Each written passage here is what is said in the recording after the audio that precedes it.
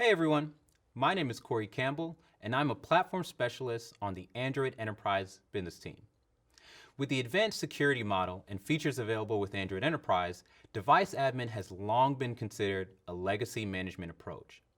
So we recommend customers and partners adopt Android Enterprise as their management solution going forward.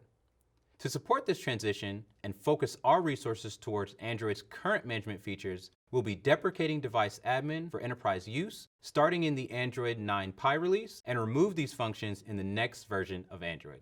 That means, starting with Android 9 Pie, these device admin APIs will be marked as deprecated, but will continue to work for applications targeting 9. But they will no longer be available for applications targeting the next version of Android. So, we recommend that any customers using device admin should begin planning their migration strategy to Android Enterprise. So let's discuss some best practices when planning and performing your migration. First, we recommend separating your migration plan into 4 key areas: analysis, requirements mapping, proof of concept, and deployment. In the analysis phase, take a look at your current deployment.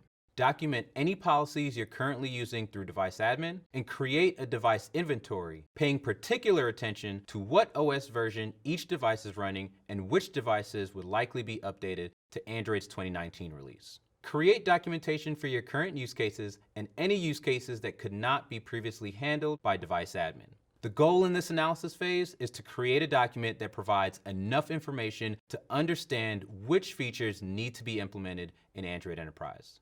You will document these Android Enterprise features in the next phase. In the requirements mapping phase, you should use your analysis documentation to identify your Android Enterprise feature requirements. Determine which management modes and provisioning methods would work best for your scenario. Create an app migration strategy and choose a minimum OS level to support based on which versions support the features you require. And create a device strategy for those devices that will not meet the minimum OS requirement. You can then use the documentation created in this phase to configure your environment for a proof of concept. With the Android Enterprise requirements documented, you are now ready to set up a test instance and start your proof of concept deployment. The goal of this phase is to set up the Android Enterprise instance, implement the features required for your use cases, verify that those features are working as intended, and begin your user setup documentation. And finally, it's time to start your deployment.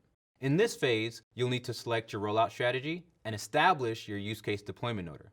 Consider migrating your IT team first and selecting Android champions from other teams and business units to include in this first deployment group. Finalize any changes to your user setup documentation with this first group so the content can be available during the remainder of your deployment.